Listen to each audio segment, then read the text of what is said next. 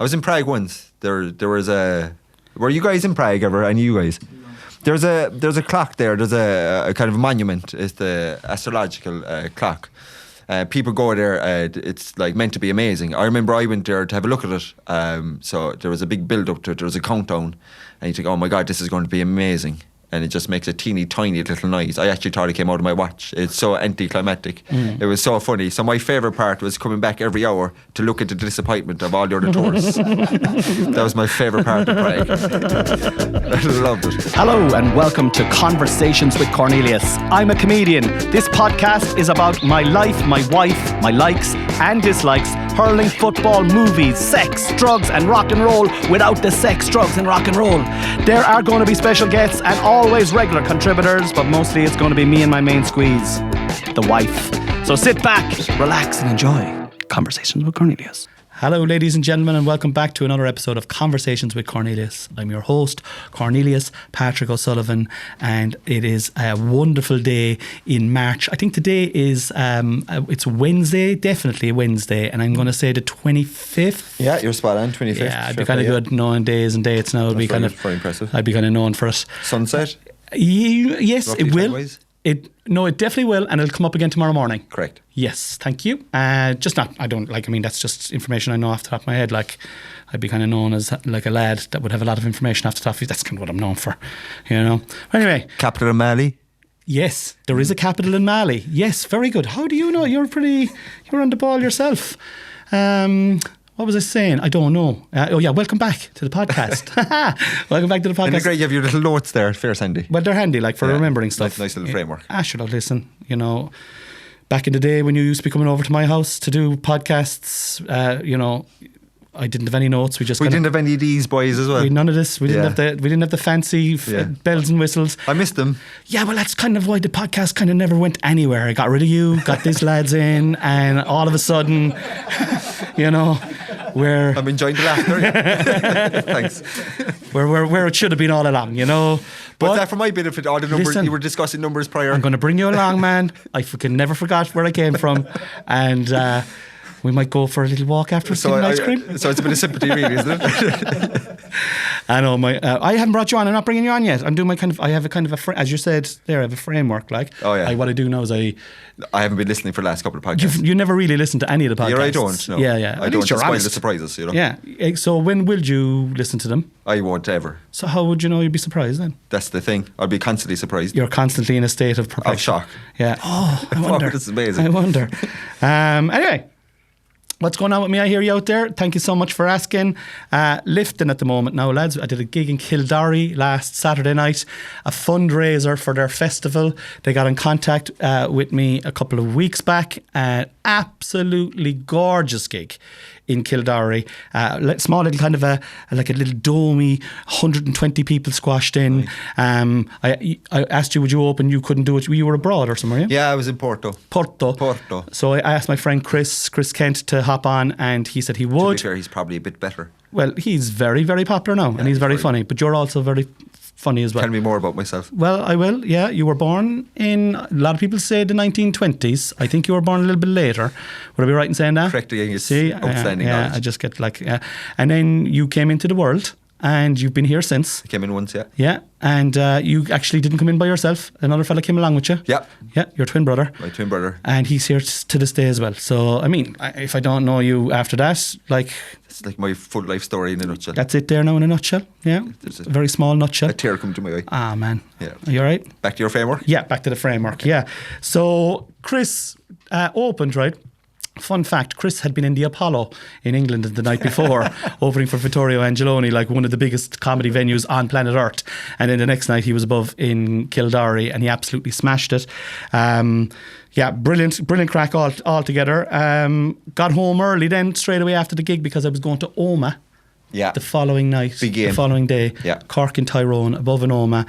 It was my birthday on Sunday, turned 49, and my wife gave me permission to head off up the road with the model. And by Christ, was it a day for days? Oh my God. Model's a legend though. Absolute legend. We went up in his Discovery, so it was very comfortable. It was either that or the Yaris. And the Yaris is 25 years old now, so the Discovery was lovely. It was a good call. It was a good call. And we stayed in Peter Canavan's hotel above, just outside Monaghan. You stayed there prior in the gig, did you not? I stayed there a few times. Yeah. Great pub, loads of GA memorabilia. And there was a couple of lads that had stayed there the night before, and they were from Kilshannig, and they were there waiting for us. Were they the sound? Lovely lads. Oh, okay. Lovely lads. And they took us into Oma and Cork one. It was fucking unbelievable. Up the fucking Do you know what? rebels. I've seen a few snippets that you threw up online. Oh man, it was the atmosphere was crazy. It was insane, man. I seen one block down. Was it in the Tyrone? The full back, yeah. Oh my God, the Dan timing. Romani, Knocknagree. And just not giving up. Yeah. Oh, I loved it. They didn't give up. They fucking soldiered the whole way through. And look, it. that Tyrone team, like, definitely had misses, and you know, they'd look back at it and they'd be like, well, we can improve. But they still got to the All-Ireland semi-final, and we still went to the North and had to win there. Yeah. And we did. And we're into a league final now. But it doesn't matter even about that because we're promoted now. So then on the sauce after that then, myself and the model, all around Oma, absolutely bucketing down the Guinness. What were the people like there, I assume? So nice. Yeah, no matter. Did you hear the Cork accent? They were happy out. Yeah, we went to kind of, I suppose, the friendlier places for people that like ourselves would be coming up to. And but the people were in there so nice, so welcoming. We ended up playing pool with two lads, two young fellas.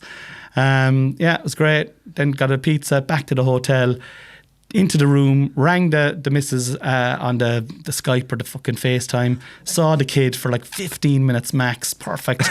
And then down, rendezvoused with the model, down at the bar for 9 o'clock. Saw the back end of the match of the day, and then all of the Sunday game. Oh, speaking of Sunday game, Michael Lester died. R.I.P. Michael Lester. Yeah, not to bring it down or anything. Yeah, but you just did. Yeah. Will we have a moment of silence for him? We've done it before. We've done it before live on stage. Does it transfer over to podcast? It definitely doesn't. They call it dead air. No, Michael Lester, in fairness now, like all my childhood, the Sunday game, you'd always hear him. That music and him introducing the cast. Oh man, it's a pity, isn't it? Yeah. He wasn't even too old. What was he, 71? 71, yeah. Yeah. A heart issue, I think. Was it a heart issue? I think so, yeah. Or your previous history of kind of heart-related stuff. We were talking, anytime I end up with you, it always invariably goes to death. I can't help it. You know, it's like in the car, like on the way up, it was fucking all about death. How old would you like to die at now? You know, what would you be happy with, death-wise? Like, and I think... But to be fair, you engage with it, though. Because I enjoy the topic. I enjoy the topic. It's an interesting topic. Like, I mean, I think 75, I would take it now. I turned 49. Can we ask the lads, what would like, Pete, if you were to go at what age would you be happy to go at? Like, is over 80 too old? 75. 75 says Pete. Okay, Pete's a yes man. Yeah. Okay, Sean? I say 75 too. Okay. Take a 75 here. I'd say like even about 68, 70. You take 68. 68. Yeah. Do you know what I mean? Like, Okay. what more can you do? Like what do you want to be, 140 or something? More than 68, isn't it? That's crazy. 68. Yeah, but it depends on what you push into those 68 years. Do you know what I mean? Like, Michael Lester did a load and he's 71 years. He did, yeah. You know? I think he was mad into cars and rally and stuff He like was rallying, and he was like the head of the biggest sports show on television when we were kids. There was Joe Loughnane and the old cast, Joe Brawley. And Pat Spillane. Yeah, and they were wild boys. There was no, like, they weren't holding back with their opinions there. Like, they didn't care. There was no PC attitude. He was kind of like the Bill O'Hurley of the GA scene. He was brilliant. And poor Bill is dead as well. Poor old Bill. Yeah, you had to bring that up now as well. I know, Bill. How old was Bill when he went? I say 70s again. 71, 72? I say he was older though. That's very old enough for Alessio, like. Yeah. I take 75. You still didn't give your answer. Like, if you're going to pop your clogs, what are we talking? Yeah, about 50-ish. 50-ish, all right, okay. Yeah, about 50-ish, yeah. Call it a day. See you later. 5 years' time. Guys, I'm on tour and booking loads and loads of new dates there. Going up onto my website. I'm going loads of places all over Cork, Kerry, Waterford, Tipperary, Limerick and Clare. www.corneliuspatrickosullivan.com. I know I don't have to say the www, but I keep saying it. They probably know. Yeah, they probably know. To be fair.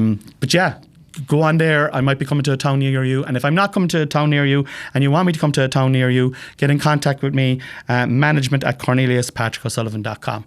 I didn't put in any www there now because I don't think it's necessary. No, I think you learned from your previous error, and that's a good thing. Well, it's a growth mindset as well. That's it. I'm into growth in a big way. Until I get to 75, and then it's decay. Yeah, that's what I'm looking for then. Do you know what I mean? Did I ask you this before? Is it a funeral or a cremation for yourself? Funeral, I like old school. Yeah, my aunt actually, she got cremated recently enough. They said it was a bit impersonal. Like they didn't really like it. Who didn't like it? Yeah, my family, the members that went. Did you go up to ring a skiddy? Yeah, I didn't bother to go. You didn't bother. She was just your aunt.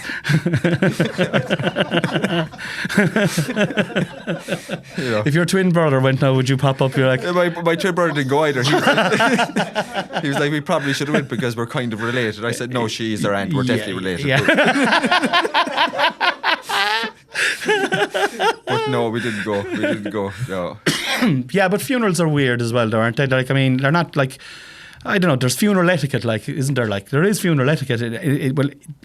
It's there whether you want to accept it or not. Well, like, for me, it's just to know what to say. I mean, it's a good buddy because, you have good humour with your buddy, but then it's not always the time or place to be funny. Yeah. So I don't know, it's tough, yeah. It can be tough. Yeah. So what age? Still give me the age. I'd probably be in my 80s, I'd say. 80s? I think 80s is a good age, yeah. Once I'm still mobile. 88? I'd go 85, I think. 85? 85 and then say, see you later. 85, see you later. See you later. All right, okay. I think the average age for a guy in Ireland is 83. It is not that old. It is, it's 83. You guys I would have said 77. The average age of someone popping their clogs is 77. But 83, yeah, and the women are actually a little bit older, year or two older, yeah. Yeah. Jesus Christ, that's now. very old. I don't know, do I want to go that long now? I suppose it depends on how popular the podcast is. Do you know? If we're raking in the cash, we're after getting monetized now on I heard the that. podcast. That's very exciting. The boys were talking to me beforehand, and apparently, I don't want to say the big numbers, but we're talking cents. We're talking, up to 2 to 3 cents now if we put 17 ads into every episode. Yeah, he was made to try him like every 6 seconds. He was at it. We're doing multiple episodes now, right? We're just going to be here 24 hours a day, multiple episodes. And we're just going to be on our yacht fucking this time next year. Patreon, support my Patreon. That's a $5 a month, and you get like fucking a backlog, a load of episodes on that. Myself and the wife are on that, and there's a link in the description for that. Please do that. Please support my work. That would be great. I'd appreciate it. I got a new patron last week, and every time I get a new patron, a bell rings on my phone. And no way. And I'm like, ah. Do you do those shows here as well in this beautiful studio? You don't need to, because it's just audio only. It's kind of fluid. It's kind of like, so they're paying for something that's not as high standard. Oh, no. The standard is actually way higher, but it's kind of underground. It's kind of like, we're just going to hear this and we're going to imagine. But to see, myself and Noel are wordsmiths, so I mean, we're just. It doesn't matter regardless. We're painting the pictures in people, and we're helping people, really. Are you doing it for the money? Well, you wouldn't call yourself Are we doing it for the money? Yes, we're doing it for the money, but are we doing it for the money? Yeah, we're doing it for the money. But like, do you know what I mean? Like, are we? Yeah, we are, but like, are we? I think you do great work. Yeah, thank you, man. In fairness. Yeah. That's nice. It's take you off, so. Not really. It's dragging, man. There's 46 patrons there. Like, we'd 50 at the start of the year. They're dropping like flies. 50's good, though. But we're down to 46, man. What's going wrong? Have you any tips? Look at me. Please, man, because like I'm racking my brain. Like, I'm thinking of getting a job. Yeah. No, I think 46 is respectable. I'll give you that. Yeah, thank you. I'll give you that. Yeah. Appreciate it. I'll take it, man. I'll take it. Yeah. I don't get much off you, so I'll take that. I don't know if I've anything to give you, but we'll let you know. I assume they're all paying as well at 46. Oh, that's paying subscriptions. Yeah. I didn't know that you could. I don't think you can listen to it unless it's. No, I didn't know. Yeah, I was just checking the numbers weren't. You were a farmer patron, actually, were you? Yeah. I had financial issues. Okay, and you're doing all right for cash now at the moment, are you? I'll think about signing back on if that's Please, what you're man. That's great. Yeah, fantastic. But if it's just yourself and Noel and not in this studio back home in your kitchen, I'd be, I wouldn't be too sure. Like, I guarantee you, I'll give you this promise, right? There'll be no kitchen podcasts. All right, okay. Okay, that's all I can say, Jen. I'm going to have to bring you on now because people are like absolutely in dire suspense at the end of their mobile phones inside in their kitchen. There's someone now filling a dishwasher right now and have just lifted their head up and going, "Is he talking about me?" And I actually am talking about you, Greg. So, here we go. From the depths of nowhere lives a hero. Some say the only hero left on planet Earth. This man is said to be intelligent, suave, Yeah. and sophisticated, Very kind. and talented beyond belief. In what way would you say? His next door neighbour is today's guest, ladies and gentlemen, the Mine Guy. And the crowd go wild. Thank you. Yeah, but they clap for everybody, do they? Yeah. They get the same level of clapping for everyone. Yeah. So that doesn't matter really. No, that would be decent enough. If people just came in for that clapping part, they'd be like, Okay. this must be good. Okay. There's enthusiasm here in the hand beating. What's he doing there? He's walking around. Just moving around there now. That's the team. You're like, you do realise now that not everybody's watching this. So Okay, when you're sorry, saying what apologies. this is doing, people are going, what the fuck is he talking about? We're going back to verbals. Back to verbals. What's the crack? Good, life is good. We were in Porto recently, had a great time in Porto. Do you know what? It's actually a great city. We were going to go to Saigon in Vietnam, but because of the troubles in Iran, Yes. we couldn't land in Doha, so we decided to go somewhere local. The American-Israeli war. Yeah. You probably discussed that a nice bit over the last couple of weeks. We did. Yeah, so we won't touch it anymore. But yeah, so I mean, we decided to go a 2-hour flight away in Europe. Great city, beautiful city, Yes. Amazing city. Got to see Stuttgart against. I know the lads are probably sick of hearing about sport, but Stuttgart against Porto in the soccer match. UEFA, was that Europa League? That was, or Champions League? No, it was the minor one. So is it a conference or? I say it's the second minor. The second one. Yeah, so that's second tier. Europa League. That's still a very, very, very good competition. I'll be honest, I was looking at them and I was thinking to myself, they weren't great. Like, Yeah. you know, if you compare them to an inter-county player, even fitness-wise, even strength levels, geez, they're not amazing. Like, I don't know, maybe I've preconceived notions of professional players being amazing, being, you know, something like superheroes, but they're not all that. Like. Yeah, but I suppose the conditioning of an inter-county senior footballer is different to the conditioning of a Champions League striker. Oh yeah, it would be, and I suppose Like there's way more running Yeah. even as a forward in football, Gaelic football. Yeah, and it's very position specific as well. Like you're going to get a centre back who's going to be obviously a lot more powerful than we'll say maybe a midfielder who needs to, I suppose, cover a large amount of distance. Yeah. You know, over the course of a game. Like you've seen a GA, they're covering 8 to 12 kilometres in a match. I mean, that's crazy. And you'd see a midfielder in a Champions League team doing maybe 10, 11, 12 kilometres. Yeah. And after that, then the defenders and the forwards are 8s and 9s. You know? Yeah, exactly. Like, and most in soccer is kind of bursts of 20-metre accelerations. Yeah. But I'm not even talking about, I suppose, more skill level. There was a lot of players give away the ball, or maybe poor decision making, quickness decision making. What was the score? 2-0 to Porto. Porto. I mean, were you right in the heart of the Porto fans? Yeah. We're lucky enough. Actually, there was a couple of Stuttgart fans in the midst of us. Like, they were getting some abuse. It was fucking. Go away. Yeah, it was brilliant. That's the thing with soccer fans. They're a lot. I don't know what it is. They're just a lot tougher, a lot rougher. Brazen. Yeah.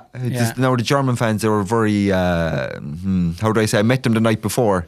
And you know, when you're walking towards a person, usually you give way to shoulder. Yeah. They were just walking right towards me. They weren't going to. Not giving any ground. Skinhead fella who was, you know, big, strong lad. And Christ. I say if he bumped into me, he'd be delighted. Yeah. And then he'd eat me. He was massive, like. Yeah. You know, so they were kind of like that. Whereas the Portuguese people, they're a lot more kind of laid back and fun. But it was a good experience. It was actually a really nice stadium. I think its capacity around 50,000. Was it sold out like? Yeah, about 46,000. Like we were able to get good seats. Yeah. And how many days did you go to Porto? We were there, I say we were there 4 or 5 days, yeah. 4 or 5 days. Yeah, it was good crack now. And outside of the sport, what was good? There was what I love about Porto, though, the exterior is beautiful, so they can't change the exterior. So they say they have the world's most beautiful McDonald's. So, you know, it's just so amazing. You look at the side streets and the architecture is beautiful and nothing has changed for decades and decades and decades. The cobbled kind of stone streets, it's just amazing. Like we walked past a music store. We looked in, it looked like a small pokey little place, nothing going on, but it was nice. Like we came back a couple hours later and it turned into kind of a jazz club. Like there was these guys playing the saxophone, a lad in his 20s, and there was a guy in his 50s, 60s playing the drums, and they were so in it. There was a crowd around them. The age profile was completely varied, like 20s, 30s, all the way up to 60s, 70s. It was class. At what time of the day was the jazz club kicking off? I think it was around 9ish or something like that. Yeah, Were you having a few beers? Cornelius? Yeah, I was very drunk throughout the majority. I was very drunk at the time. I don't know if that actually happened. I was probably. I think it might have jazz. On the bed in the Jazzy hotel. Jeff. Did you dance? Were you a dancer? Were you? Yeah, I was doing that. I don't really. My social skills are very poor, and my ability to dance is worse. So I just look at people and I mimic their behaviour. Like before, I used to look at maybe people dancing, but it would be a girl dancing. You don't do their dance moves. Is what I learned. No. So then I look at a lad, and then he'd be bobbing his head, and then I try to replicate his bobbing. Just bob away. Yeah. Kind of like side to side. I don't get the beats either. So sometimes Chloe has to control my hands. Yeah. And then to the beat. Yeah, she's got a lot on, hasn't she? God bless her. But it was brilliant. Yeah. What a great city. What interesting food did you eat there? We love all sorts of food. So we went to 2 Michelin stars restaurants. One of them was Michelin Japanese. star restaurants. Yeah. They're expensive. But sure, we love food. One of them was a Japanese gaff, and it was beautiful. There was a guy I thought was a bit pretentious at the start because he was wearing a jacket. I thought, I won't like this at all. But you know what? We came in and it was really it was good crack. It was actually really good crack. The food was served super quickly. Do you know Japanese food, sashimi, any of that crack? Or tell me this now: is it sushi and that kind of racket? Yeah, it was like you could have squid, or you could have shark, you could have all that sort of crack. I hate that now. I hate seafood, but like, tell me about it anyway, nonetheless. Yeah, it was very, very tasty. Chloe she always says that I can't really describe food, but it was quite nice. It was quite nice. He deserved his Michelin star. But we went to. Did you get it? Tell me about the other one. So actually, yeah, the other one we landed at 9. It lasts for 3 hours and 45 minutes. So it was a 16-course meal. 16 course. How much was it? It was 300 euros each. No, 150 Well, each. again, Chloe paid for it. I'm not sure. She mentioned 300. I assume it was for the total. Yeah, but it's hardly each. I don't think so. No, I don't think so. But they got the Michelin star the week prior.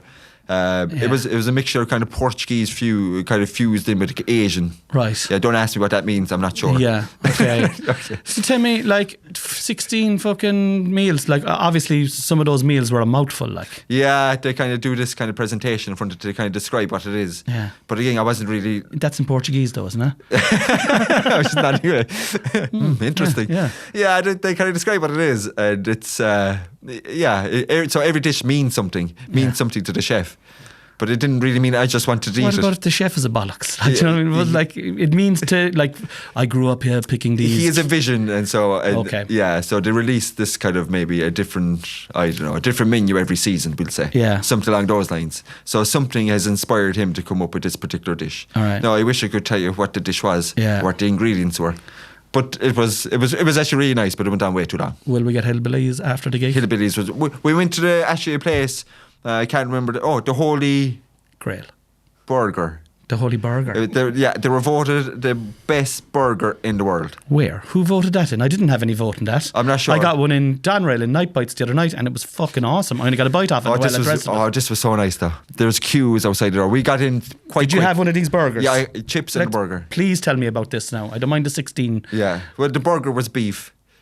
Wow. What can I say? Red sauce. No, but onions. Yeah. Pickles. But it was the way it was done and the way it was served. It was really nice. How was it served? I was hoping you wouldn't ask me. They just put it on the table. I was just trying to make it sound better than what it was. Okay. And how much was that then? This burger and chips from the Holy Grail? About 30, 40. I didn't pay for it. I don't know. Jesus Christ. You definitely didn't pay for it. You'd have been fucking broke. But it was so nice. 350 quid on 2 meals. But they're all Brazilian staff. So a lot of Brazilians actually work in Porto. Yeah. Yeah, a really nice city. Beautiful city. What would you give it out of 10? Honestly, a 10. The cocktail bars are brilliant. There was a place outside the stadium where you go running. Yeah. If you're into training. Yeah. So you there's are. a running track there, which is class. So you meet all the locals and they'll be all waving. I thought it was brilliant. I thought it was class. They're waving at you as you're running around the place. Yeah, it's probably going the wrong way now to think you were. Yeah. Get back. Get back. No, they were really nice. Everybody they're just so nice. Okay. Cool city. Very good. Yeah, I'd recommend it. We're going to play Trending Topics with Cornelius Patrick O'Sullivan. #Mondays. Mondays, yeah. No, I didn't know that we were going to be talking about death prior, but Monday they say it's a suicide day because most suicides are committed on a Monday. Just so you know. Right. Yeah. Okay. That's all I did. That'd be. When I seen that fact, I was like, that's enough. That's enough, all right, chap. Job done. Fucking hell. What do you think? Do you like Mondays though? Yeah. Yeah, I think people who don't like Mondays are people who are not happy with their in lives. life in general. Yeah, don't like their job. Yeah. And are very kind of, oh no, I have to go on Monday and there's 5 more days of this. Yeah. And I think that's a very poor kind of headspace to be in, isn't it? Yeah. Do you know? It's kind of cool to complain like when you're younger, and then but what happens is it kind of gets into your body and it gets into your rhythm, and then before you know it, all you're doing is complaining. Yeah. And it just becomes a part of you. There's the fella, he's always complaining, that bollocks. Yeah. You know, like it might start off with something like, oh, Monday, Jesus, fucking hell, and then the next thing like that just becomes a part of you, like, and yeah, I like Mondays. I like to get organised on Mondays for the week. I like to sit down, have a coffee, sit down with Noel, open the book, have a look what's on for the week, have a look what I need to do for the week, have a look at the short term, medium term and long term projects. Every Monday I like to do that. It just focuses the mind and... you reframe it. Monday's a good day. It's a start to your week. Yeah. It's how it's going to set up the rest of your week. And if you start off in a kind of negative tone, it's a bit of a poor start to your... Yeah. No, I was no good this Monday after coming down from Oma. I will say that. Like, I had about fucking 10 pints of Guinness swimming in my stomach. But in general, like, I think it's a good day to get going. It's like January. I love January as well. Yeah. You know, although myself and Noel are doing a thing now where we're kind of going, let's make January April now this year instead. What do you mean? Just like let's get our, because we did a load of work, like business work for the first couple of months, and we didn't really do much. Like, you know, we did the carnivore diet the year before that. We did the couch to 5K before that. So we want to try and look for some sort of a fitness or health and fitness kind of goal for April to try and, because it's spring as well. Like, you know, it's a renewal. It's a renewal kind of I like vibe. that. Yeah. So what are you going to do? Any sort of fucking ideas? I have no ideas now at the moment. Like saunas, maybe. I'd like to get back into the saunas. I used to do sauna. I was telling you this before. I remember that, yeah. I like, they're very good for you. They're really good for the mental health. They're really good for the physical health. And I would recommend, unless you don't go near them, because they elongate your life as well. You know, yeah. You know, like for a man that wants to kick the bucket at 68. At 68, yeah, you don't want to be going to the saunas. Yeah. So that's Mondays. # Lent. Lent, yeah, it just reminds me. I think we might have touched on it before. Choker boxes. Do you remember filling up those choker boxes with 1 cent, 2 cent coins? Yeah. And they'd be shipped off there to Africa. Yeah. So they were good old days. Yeah. Do you know? And remember, you might find a choker box then in July that was never sent off. You'd feel wicked. And you'd be like, oh my God, we never sent that off. But you'd say a prayer then to the people of Africa, and they'd cover that then. And you'd count it out and you'd be like, it's 11 packets of Frosties there, like, do you know what I mean? You know, 11 packets of Frosties, and you know, I'm hungry now as well. You don't think of the poor starving children, you just think of yourself as a child, like, you know. I was more self-aware as a child, actually. I had no self-awareness. I have very little self-awareness even to this day. Where am I? Is this your podcast, is it? maybe think though about the story in Africa though, why we do it. And I think we do have a sort of guilt towards Africa, don't we? Irish people have a guilt towards Africa. I think European, what we did to the Africans. Well, we did fucking nothing to them. Like, do you know what I mean? It was the Belgians and the English that did the most of the and the French. You're 100% right. The Belgians in Africa, Leopold. Did you ever hear of him? Leopold II. Yeah, cutting off fucking lads' hands. Yeah. No, what I didn't get with him, and I don't know if this makes any sense, all right? Like, he cut off the people's hands for not making a certain quota. Correct. But when it came to, I think they cut the vines, and over the vines there was this white sap that appeared, and they were using for rubber production. Well, how are they going to improve their quota if they have no hands? Well, it's to motivate the lads that are underneath them, like, because there's just so many slaves. They had so many indentured slaves that they were like, look, this fella here he'd probably pick a shit fella like that was not getting his quota, and go, we're going to chop off this fella's hands now in front of everyone, and then the rest of I know if I was in the rest of the gang, I'd be like, fucking let's chop these trees down, like, do you know what I mean? That's like, a fair point. It's a psychological fucking trick, like, you know. That's a fair point. Did you know about this actually? You bring him up. I think the Congolese population dropped by 10 million prior to him coming in and after he finished up.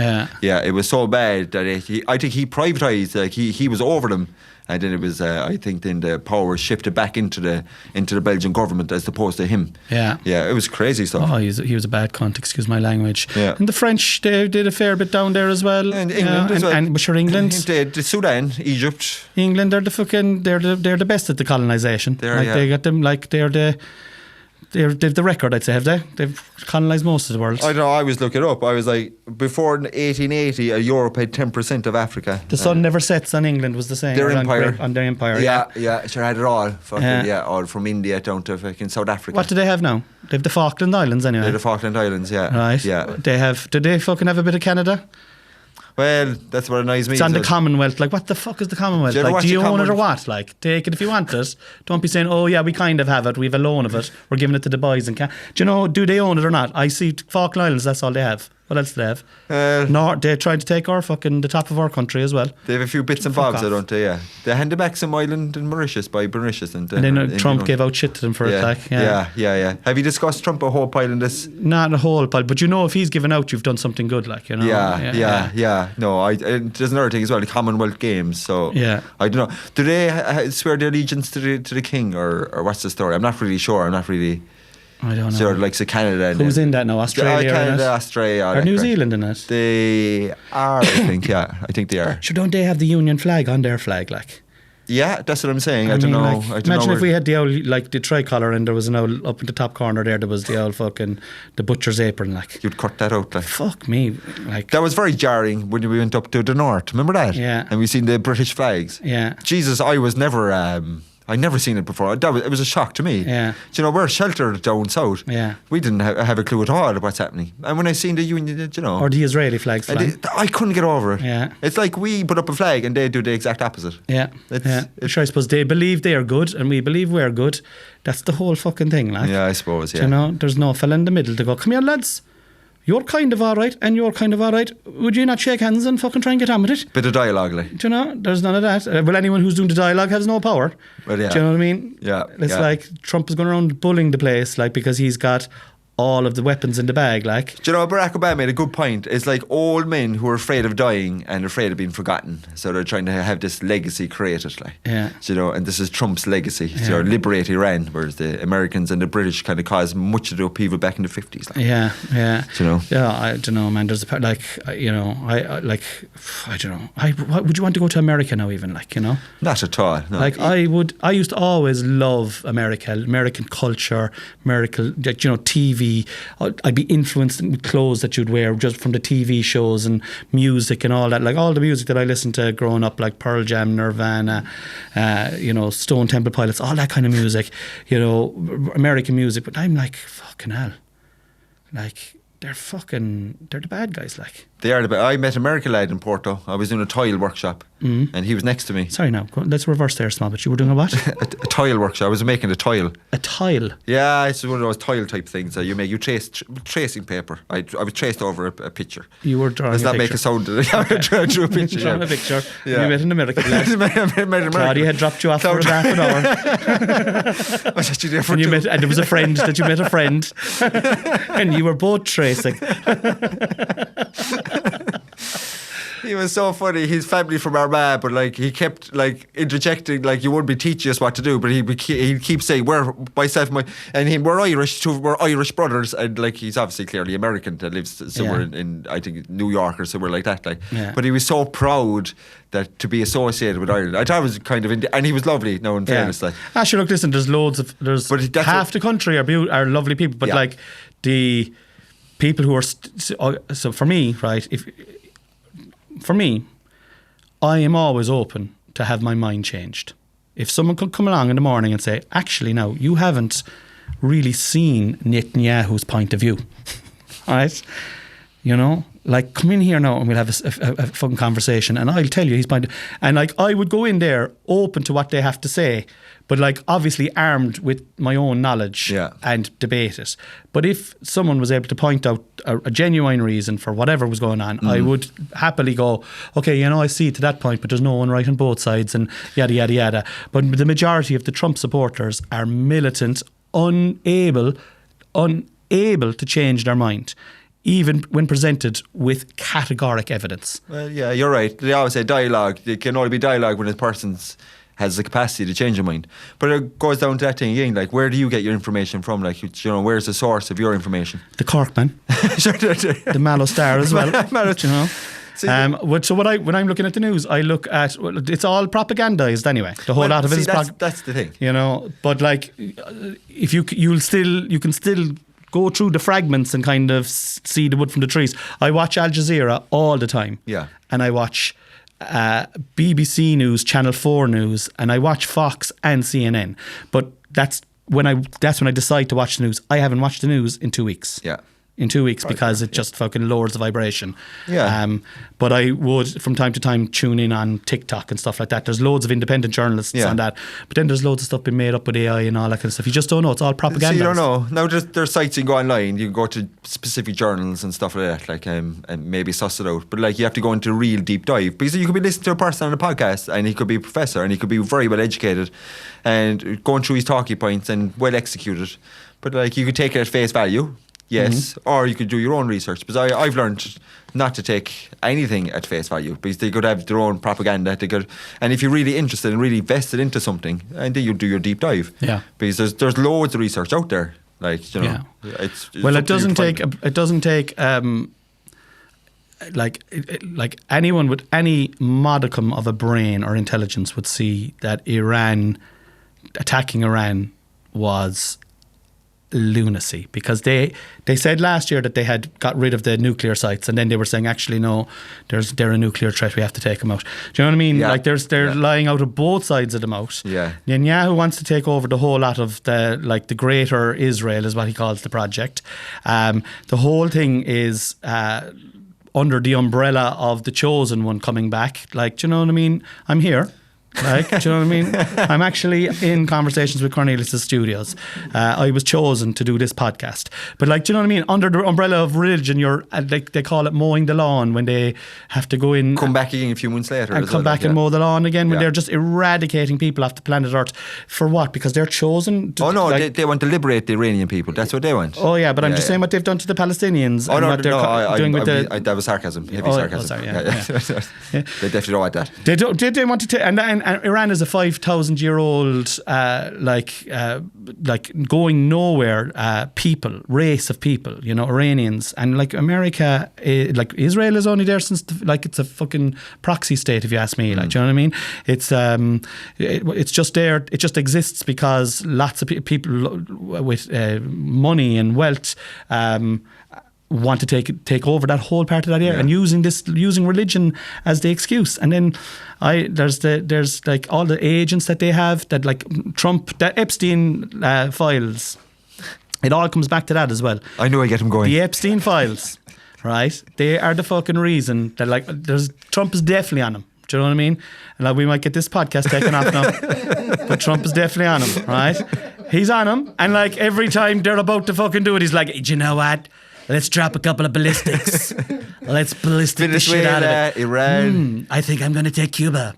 I'm just going to take it. It's because I want it. It's mine. You know, and Greenland. It's not Monopoly. It's not fucking Monopoly. Like, you know. And if it was, wouldn't you be going for Europe? That's a much higher. That's a better grounding. Like, you know. But the world is on fire, and sure, look, listen, it's just unfair, which is a pity, because there's normal people being blown to bits. And it's such a big. You have to make fun of it though, because if you don't, you go crazy. And sometimes we do that well, Irish people. We make fun of the dark, you know, because it lightens it and it makes it more palatable, I suppose. Like, you know, but yeah, it's a shame. You see that school being blown to bits. Yeah, and that's a war crime. Like, we'll look into it. That's a war crime. That's what we'll look into it. But shall I get? Did you look into that? You're a stupid journalist. You know that. You know? Yeah, exactly. Yeah, exactly. So that's Lent. Yeah? That's Lent, done and dusted. Check off that list. Hashtag Prague. Oh yes, now I assume we're talking about the lads' favourite subject, football or soccer. Or the Child of Prague. What is the Child of Prague actually? Child of Prague. Is some religious monument, I assume. Yeah. Were you ever in Prague? No. I was in Prague once. There was a.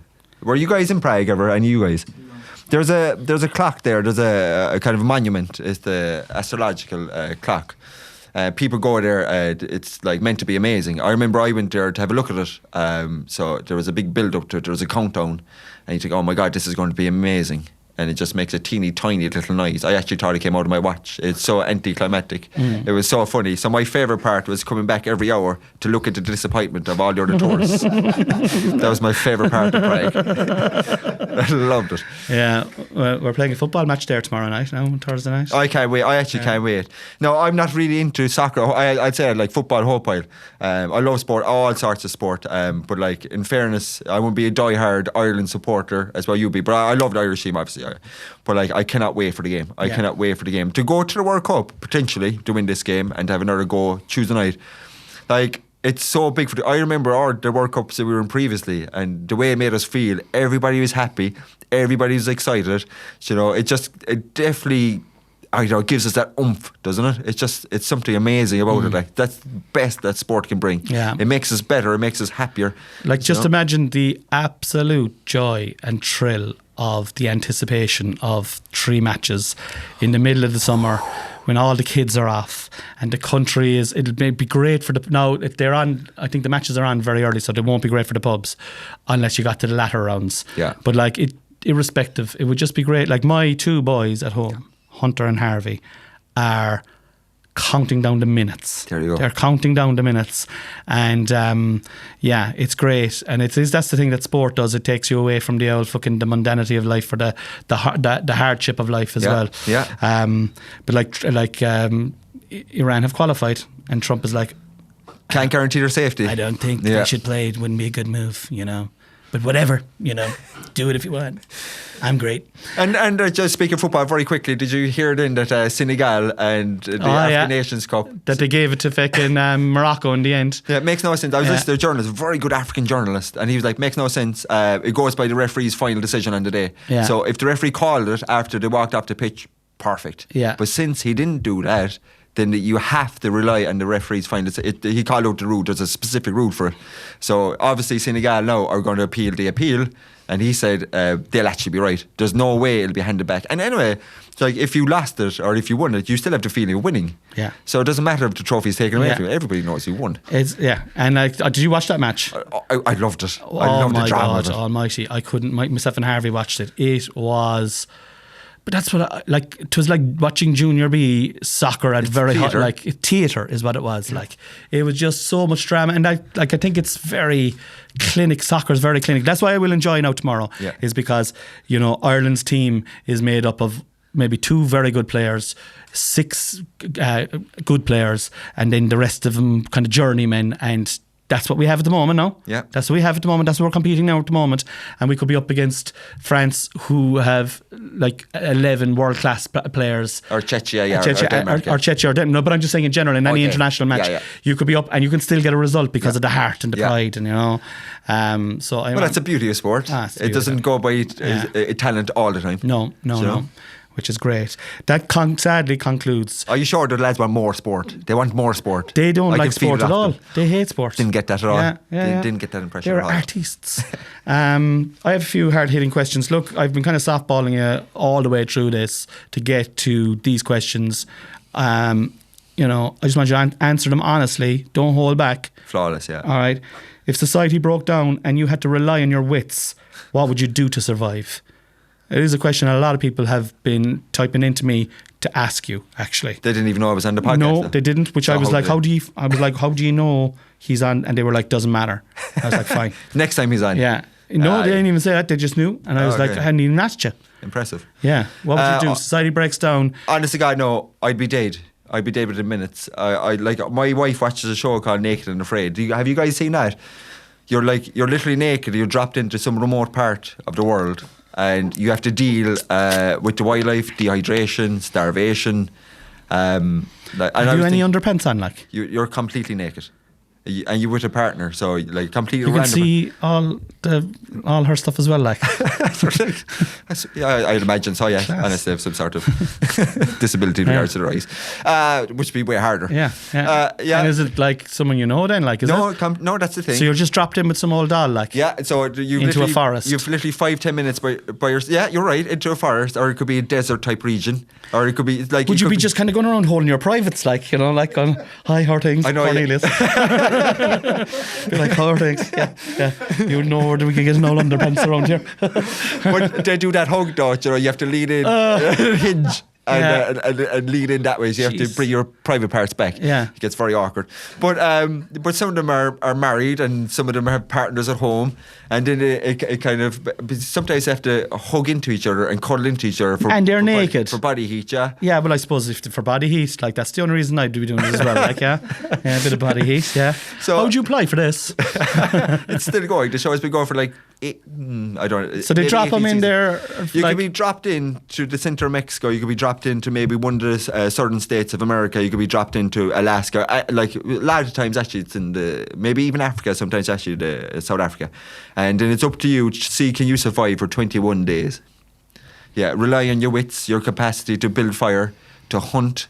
So it's very tough. So I was just thinking. So if society completely evaporated, I couldn't survive. I wouldn't survive there for 4 minutes. You wouldn't if you were in that environment. But if you woke up tomorrow morning now in Mallow, right? Yeah. There was no internet. The water wasn't working. The rivers are flowing. There's all the same people are on the planet. There's all that's there now is the petrol that is in the cars. But is there violence? But you're like, I mean, society is falling. Society will probably have to break down. People are going to be going over to Lidl, looting. You know? No. You see, if there's violence, I suppose. Because my wife always says I'm like a golden retriever with survival instincts of a kind of disabled slug. So there's no way I'd survive if there was any sort of. Yeah. You know, so we can imagine if there was any sort of violence. Yeah, I'd be the same now with the violence. I've the same mindset as you because I'd be like, I don't want to. Like, I'm not going to win a fight now. Do you know what I mean? Yeah. You know, but I trust everyone. That's the thing. Oh, you trust everyone? There'd be a fella with a gun. He'd go into that house. I'd be like, yes, sir. Okay. Yeah. And then I probably wouldn't come out. Yeah. That's the thing. So I'm be too trusting. Okay, so you're just going to write yourself off there within minutes. Yeah. Within minutes. within minutes. Okay. Was that okay answer? Well, look, it was an answer. I wouldn't survive. Yeah. That's what I'm saying. Yeah. Do you know what? The minute I'd hear that there's some sort of issue with society, do you think you just give up though? Like, I'd probably walk up to a cliff and jump off. I'd save everybody time. There's no cliffs in Mallow. Maybe a curb, do it repeatedly. Yeah, just keep jumping off the curb. Head first. Yeah. Okay. Yeah. How many potatoes is enough potatoes? It's a really good hard-hitting question. Yeah. I love potatoes. I love potatoes too. I could eat them all the time. Myself and my dad, sometimes we have a competition who can eat the same or as many potatoes within the dinner. I could eat potatoes with everything, anything. Cornflakes? I could eat potato with a cornflake. Side of a bowl of cornflakes. No matter.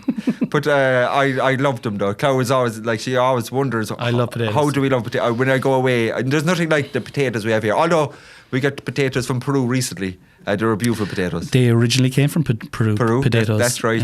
Yeah. They were brought over here. What was your man's name? He brought them over, and I can't think of his name. It'll come to me there in a minute. But anyway, Pol Pot. No, he was a different fella. He was a different fella. He was a different fella. He was a dictator in Southeast Asia. Oh, I was getting mixed up. Yeah, no matter. No, I love them though. I love potatoes. I love everything about them. What's your ideal potato? Just like literally a potato out of the ground. I could eat. It doesn't matter. Take it out of it, boil it. Pinch of salt. I can knob of butter. Doesn't matter. I won't have butter or don't have salt. I can have the skin. Without the skin, I fucking just love the potato. Yeah, I'm a big fan of the potato. Do you like potato soup? Everything potato related. I can't stress this enough. Yeah. But if you're going to say "but potato" within the sentence, I'm definitely going to love it. Yeah. I think it's born within us. I think like we're growing up eating my mum's potatoes. This sounds weird, but I eat my man's potatoes, potatoes and bacon and cabbage and turnip with potatoes. Not turnip though for me, no. I wouldn't have the turnip. With the potatoes? Well, if it was that or no potatoes, then I would. But I would be putting it to the side. Yeah. Not a big turnip. You'd finish the potatoes. You'd put a lot of pepper on it, it might be alright, palatable then. Yeah. Tell me this, what's your favourite way to have a potato? I know you like them all, but what's your favourite way? Just mash them up. Mash them up? Mash them up, yeah. Gobble them down. Yeah. I know you can get ready-made potatoes. No, actually, I draw the line of ready-made potatoes. There'd be a big line that there'd be two lines. I'd be like, that's my line there as well. Yeah. Fuck that. They're not nice at all. No, smash. Isn't that what they call that? Yeah, they get it in Mexico and in America. Add water. Yeah, actually that's not Dehydrated potatoes. No, that's not. I don't even know where they come from. Yeah, it's kind of like, how would I eat them though if I was... No, I don't think I would. No, they'd be way down the pecking order. Yeah. No, but apart from that, yeah. Okay. Yeah. The competition with your father, did you ever find out who ate the most potatoes? He's a lot bigger than me, so yeah, he's won. many Yeah. times. Yeah, yeah. What would be the could you eat 9 potatoes? When I was younger, yeah, I would definitely, probably 7 or 8 potatoes, yeah. Love potatoes. Why, what would you throw back? What I throw back? We're talking about pints now of potatoes. I'd say I could fucking mangle back in the day now 7, 8, all right, yeah, but like I'd be kind of a 5 or 6 now. You get older, like the hangover the next day. It's not. And the metabolism is a bit slower. You'd be on the toilet for ages after the potatoes, like do you know they Do are. you find that as you get older? But you're listening, I do. Yeah, I do.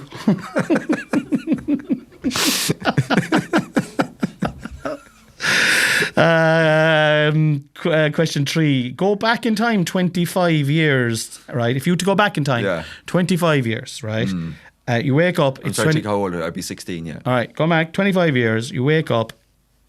You get to do it all over again, but you cannot do anything that you have done in the last 25 years. So you can't play a GA. Yeah. You can't do your masters. Yeah. You can't be a magician. I'll tell you what I would do, what I would change. Okay, what I would do. Like we touched on it earlier there. I'd go back to academia earlier is what I would do. Okay, yeah, I think that would make a massive difference because my level of critical thinking isn't always magnificent, you know. And I think if you kind of, throw yourself into education and begin to ask the question why and then question sources, I think you're able to debate better and able to express yourself more comprehensively, I think. So that's what I do. I think like, in my day-to-day setting then that could change everything. Yeah. So I could be with maybe an elite level team, train them at the moment. Imagine the experiences I would have between then and now as opposed to me just finishing up my academia now and not having those experiences that I could have had. So that's kind of regret of mine. But I think we're younger though. I think our mindset is completely different. But I remember you when you were a young man, and I used to really admire the way you used to live. You used to be like, you'd sleep till 3 or 4 o'clock in the day. It's very admirable. You'd get up, you'd train really hard, then you'd train for Ballyclaw, then you might have a gig, then you'd be up watching movies till 3, 4 o'clock, and you just fucking rinse and repeat. It was go on a few dates, if you like, do you know what I mean? If you were when you were single, I used to always take him to the bodega. Yeah, every single date, every single date. Honest to God. How'd you get on? I just love the bodega. It's just an excuse for me to get out. Like they must have known. Look, who's this Romeo here? Like, but do you know? I do know what you're saying. Like looking back, like because I'd be the same. I'd be like looking back sometimes, going, "Jesus, did I waste those years there now doing that?" But I don't think they're wasted don't get me years. wrong. There's no regrets. The life. I'm very very happy. So the experience I had were brilliant. It's just the one thing that I would change. I'd probably go into academia that bit earlier, that bit sooner, because I think it does equip you with tools to be able to debate people or even form a proper opinion on a subject that could be deep and meaningful, whereas maybe previously I didn't, or I took things at face value. So we're on about where do you get your information from, like where do you get your source. I didn't question anything. I would just assume if something was said on TV or on the news channel, that's a fact. So without, sure, that's the way the Americans think now. Yeah, I thought the Americans were the good guys. Yeah, you know, I thought they were the good guys. You know, and they think they are though. They still think they are. But it's a percentage of the population. Like there's a lot of them that are still good. Like there's a lot of them still good, but like it's their government. Mine guy, a conspiracy that you think might be true. Okay, I can't talk about death, I suppose. Well, there's a thing about death actually that'll bring it up. Why are you always talking about death? There was this thing actually in, I think, Nigeria. No, it definitely was Nigeria. 1996. There was an outbreak of meningitis. And there was, ever heard the Doctors Without Borders? Yeah. Yeah. So they came in, they were like, okay, we're going to help the population here. Which they did. And did you ever hear of a company called Pfizer? I did. Yeah. So they came along, they were like, do you know what, we'll help out there as well. You know, so they set up 2 tents, okay. Each tent they treated 100 kids, okay. So the first tent was a control group. So they're using, we'll say, I don't want to say a vaccination, but it's more of a kind of antibiotic or some sort to treat the meningitis, okay, medication, proven, okay. And the second tent, it was more of a trial group. They were using a kind of experimental drug, never used before, on the 100 people, 100 kids there were, so 200 kids in total. Now, after this trial period, I remember they're conducting a trial in the outbreak of meningitis. I think it was at a place called Kano in the northern part of Nigeria. And at the end of the trial, there was 11 deaths. Okay, 6 from the control group and 5 from the experimental group. Now, 2 things. Pfizer, they never notified the parents that they were using the experimental drug. Okay, the parents were under the assumption that they were going to use a drug that was tried and tested and proven. The second thing, which is the main thing, they underdosed the control group. Okay, think why they wanted to do that, why they did that. They wanted to compare the results afterwards so the experimental drug would appear better. You know, that's crazy.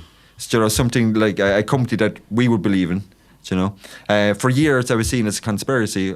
Maybe a decade ago, Pfizer ended up paying $75 million in compensation. Go away. Yeah. So there you go. Something we, you know, And like we'd have blind faith and trust in. Is that proof then? I suppose? Oh, that's documented, yeah. And that's another thing. Because you were saying it there, I was in my own head. I was like, "Fuck, Yeah. this podcast And not could only- get fucking sued." I'll be back to my kitchen, fucking begging you to come over to my kitchen again. But not only 11 deaths, though. There was a huge amount of brain damage and cognitive dysfunction as a result of it. And the poor parents who never knew that they were going to use an experimental drug. And of course, then they underdosed. And they were the like, control "These are group. just poor black people living in Africa. These will be easy victims to get away with." Like, And do you know where the most of the money went? Back into Nigerian government and the Kano district. Most of the families didn't get anything. yeah. Yeah. So that's a conspiracy that would have been seen as outrageous. There's no way a company would come in and do a trial in the middle of a meningitis outbreak. No way that would happen. Yeah. And if they did, they'd be there to help. They wouldn't be doing they wouldn't underdose kids. Yeah. You know, so there you go. That's one that I wouldn't have thought would have been true. They make Viagra as well. I suppose, yeah. So be careful, I suppose. That's the thing. Just be careful if you're taking a fucking Viagra, is what I'd say. Do you know? Make sure that it's right. Do you know? Do you have one? Do you have a conspiracy, or have you said yours previously? I believe a lot of the conspiracies have fucking almost turned out to be right over the last couple of years. Yeah, Like, do you know what I mean? I definitely think that there's a lot of like video evidence of with 9/11, like, for example, like, you know, a lot of people say it's an inside job, but then if you say that to like mainstream people, they're like, "Christ almighty, the fucking lad there thinks that the fucking Afghanistanis had fucking nothing to do with the fucking day. Huh? Sure, Bin Laden was all over that, like. Do you know what I mean? Yeah, he was in the cave doing all the Sure, work. what the fucking, they were blaming the Iraqis, and then they attacked the fucking Bin Laden. Sure, he was in the cave. Yeah, Like, you know? Alerted, weapons of mass destruction. Yeah, the building, what is it, building 93, is it? Building 7, it just collapses. I knew he would have the information immediately. I knew it. Like, I was looking over. I Have was you just seen waiting. that? If you haven't, right, this isn't a conspiracy podcast, but if you have not seen anything about Building 7, just type Building 7 into YouTube. This building just collapses in the middle of the whole lot. The fact that the Twin Towers I'll be were... honest, I've never heard of Building 7. That's new to me. I'll look that up. Google it. What about your man who insured the thing for millions and millions the day before they were knocked down, and it happened to just go, Jesus Christ, from that, look, you know, that he put the insurance policy. It's like during the week in... before Trump made an announcement to bring the price of the barrels down, someone put a big massive bet 5 or 10 minutes beforehand. But like a bet now of billions, not like... Oh, this has just happened the other day. This the other day. They're all at it. The Yeah. elites are fucking... We're just like scuttering around. Yeah, like, it was brought up like, actually in Sky News podcast. Yeah. I listened to. Yeah, they were saying it's incredible. What are you listening to Sky News podcast? What's wrong with my podcast? Why won't you listen to my podcast? Like, It's more concise. okay. Yeah, it's 20 minutes bingo bango. It's over and done in 20 minutes. Yeah, I don't know what we're at Yeah, here. We're 56 minutes. Yeah, okay. Just a little hint there for you. No. I kind of, you know, sometimes I kind of knew that. I kind of knew that deep inside, like, but I was still kind of hoping that, you know. No, I'll listen in. I promise. Will you? Yeah, in intervals of 5 minutes. All right. Over the course of a month. Okay, that's fine. That's 20 minutes in the next month. How much will we make from that, lads? A cent or two? Yeah, okay, so we're on to the last question. Okay, you've been a regular guest on this podcast, whatever you want to call it. So I've asked you a lot of the ending questions, but I haven't ever asked this ending question. You decide. You said, you know what? Enough is enough. Enough is enough. It's about time I had a couple of guests over for dinner. I'm going to cook. I love to cook.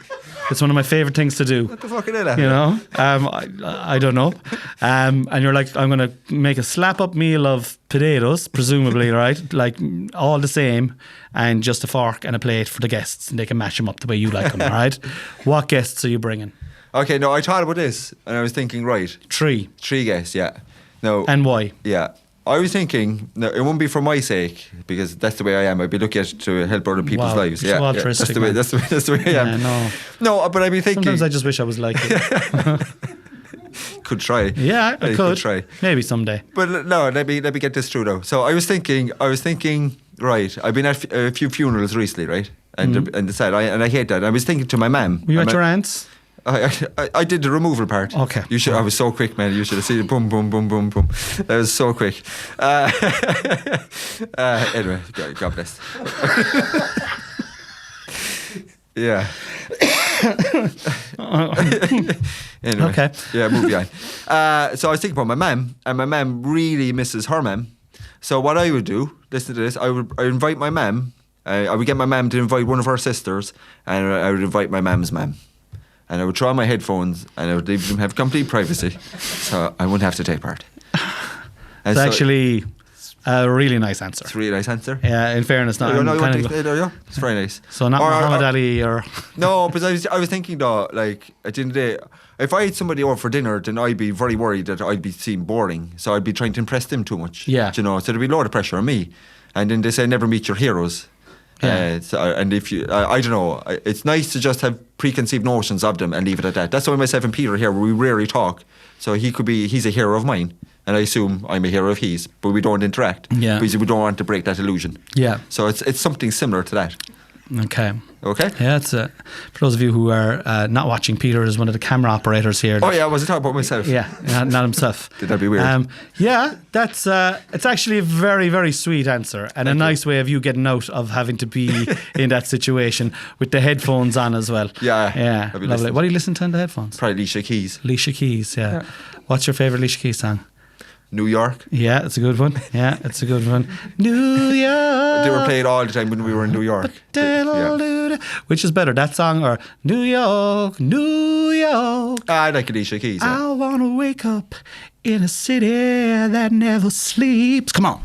And we're just trying to get to the hour. We're not too far off it. 20 seconds. Do you know what I mean? Listen, guys, thank you for listening to my podcast. Sign up to my Patreon. Give the Mind Guy a follow. Like, subscribe. Follow Fearless Digital Network. Stay in by the wall. Thank you today for my absolutely fantastic, great friends, the Mind Guy. Brilliant guest. Yeah. Stay in by the wall.